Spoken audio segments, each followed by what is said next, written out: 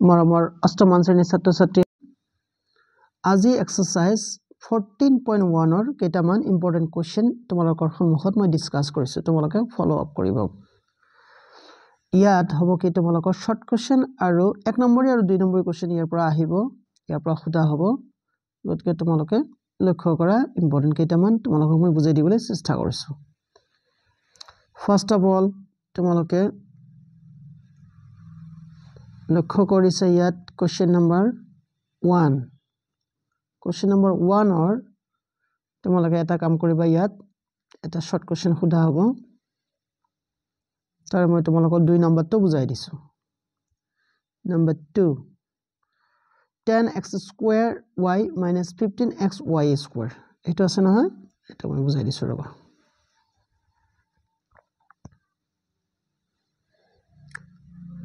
10 This is signature. All down for to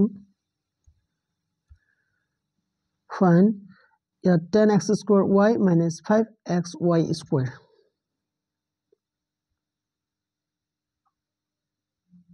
5y square. Ito gol na hoy.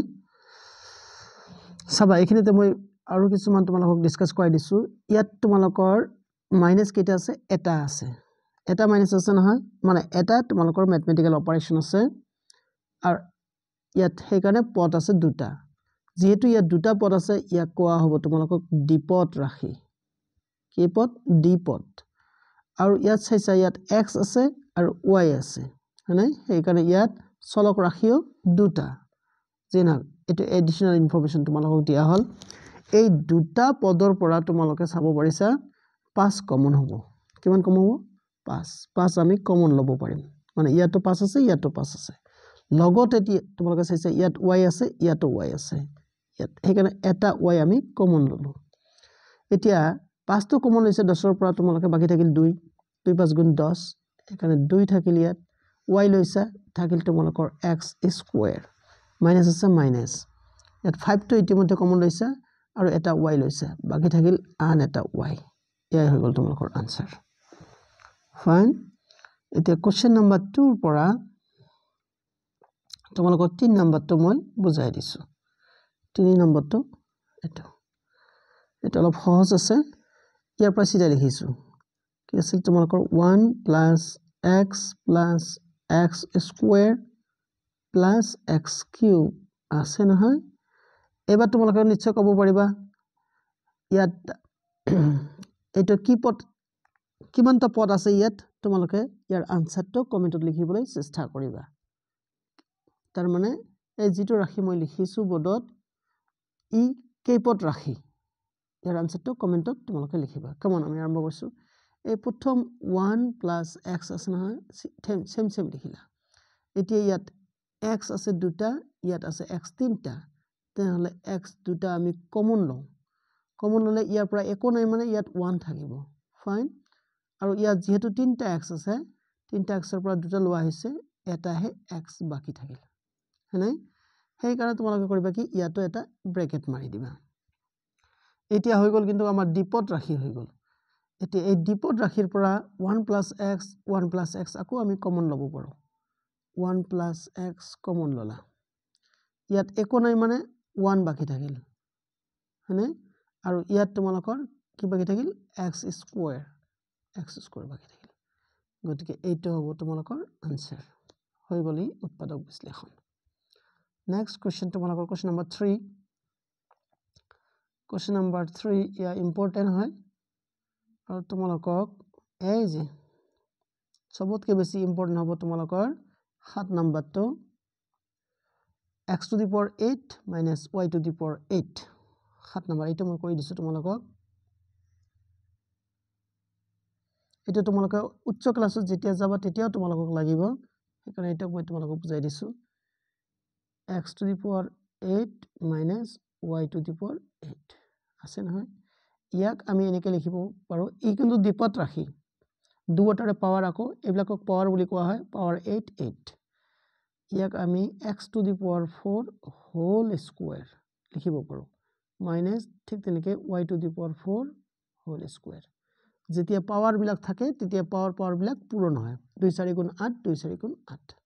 গল নহয় এতিয়া আহিল তোমালোকৰ ই ফৰ্মুলাৰ ৰূপত কি ৰূপত ফৰ্মুলাৰ ৰূপত ফৰ্মুলাটো কি তোমালোকক কিন্তু এটো মুখস্থ ৰাখিব লাগিব ফৰ্মুলা হল তোমালোকৰ এনেকা a square minus b square formula তেনেহলে a square minus b square formula হিচাপে আমি কি লিখিম এবাৰ আমি লিখিম a plus b whole into a minus b আমি এইটো লিখিম ফাইন ফৰ্মুলাটো মই তোমালোকক লিখি দিছো a square minus b square সমান সমান a plus b whole into a minus b এইটো ফৰ্মুলা মুখস্থ ৰাখিবা তোমালোক ফাইন এটা হৈ গল এই প্ৰথম যেটো আমাৰ পদ ৰাখি আছে হেটো ৰাখি কৰিবলৈ আমাৰ একো নাই হেকাৰণে সেম তোমালোকে লিখিলা কিন্তু এইটোক আমি এনেকৈ লিখিব পাৰো আকৌ x স্কয়াৰ হোল স্কয়াৰ 2 2 গুণ 4 ঠিক তেনেকৈ y স্কয়াৰ হোল স্কয়াৰ হৈ গল ফাইন এইটো সেমে লিখি গলা y to the power 4 same লিখিলা এইটো আকৌ a square minus b square ফৰ্মুলাত আহি গল তেনেহলে আমি কি লিখিম এইটো ব্ৰ্যাকেট দিব পাৰা a plus b into a minus b এৰ জায়গাত আছে তোমালোকৰ x স্কয়াৰ y স্কয়াৰ তাৰপিছত x square minus y square হৈ গল এতিয়া তোমালোকে লক্ষ্য কৰিব পাৰিছা জিবিলাকৰ মাজত প্লাস থাকে হেবিলাকৰ আৰু কোনো ফৰ্মুলাত নাহে জিবিলাকৰ মাজত মাইনাস থাকিব আৰু স্কয়াৰ থাকিব হেবিলাকত ফৰ্মুলা আহে সেই কাৰণে আমি এইটো সেম টু সেম লিখিলো আমি সেম টু সেম লিখিলো এইটো তাৰপিছত এইটো যে আছে ইয়াকো সেম টু সেম লিখিম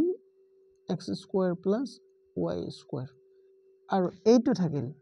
এইটো তোমালোকৰ a square minus b square formula সেইকাৰণে তোমালোকে নিশ্চয় লিখিবা ইয়াত a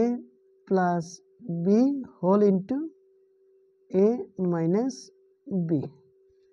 বাস এই চাৰিটা তোমালোকৰ উৎপাদক হল ইয়া তোমালোকৰ ৰাইট আনসাৰ চাইছা ই খুবই ইম্পৰ্টেন্ট ফলো আপ কৰিবা লাষ্টলি আৰু এটা অংক তোমালোকক কৈ দিম মই শেষ কৈ দিছো ভিডিওটো 4 নম্বৰ পৰা মই এটা অংক কৰিছো তাৰ মানে তোমালোকৰ এটো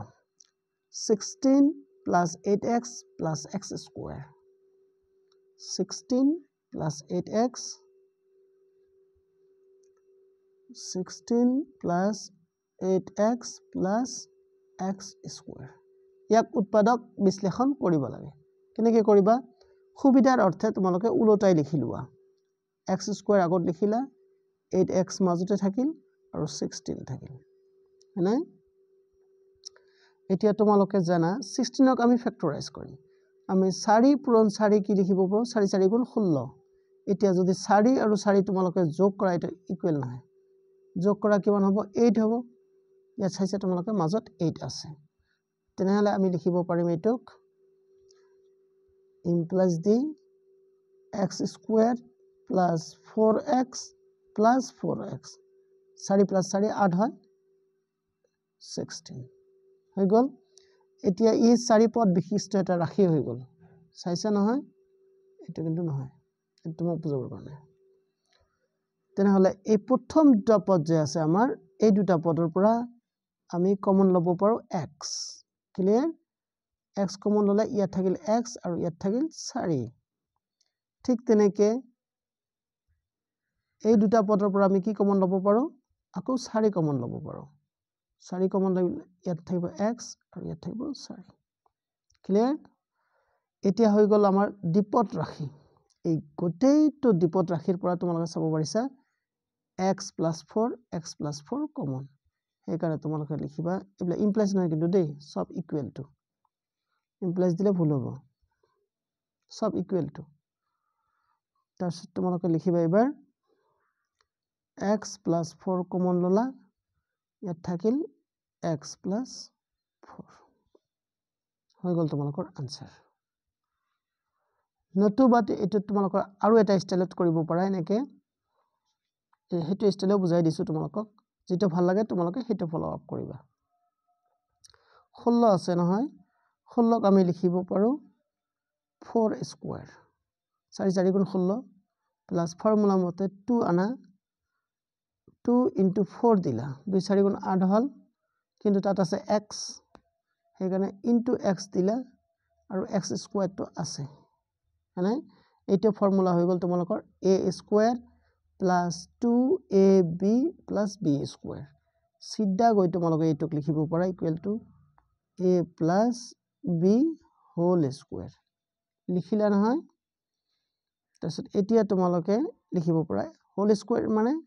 এইটো পূৰণ এইটো সেইকাৰণে লিখিবা 4 plus x into 4 plus x এটা কিন্তু শর্টকাট হয় যেটো তোমালোকক ভাল লাগে সেইটো তোমালোকে ফলো আপ কৰিবা আশা কৰিছো তোমালোকে ভিডিওটা ভাল পাবা লাইক কমেন্ট শেয়াৰ কৰিবা আৰু প্লিজ মোৰ চেনেলটো সাবস্ক্ৰাইব কৰিবা সোৱাৰ কাৰণে ধন্যবাদ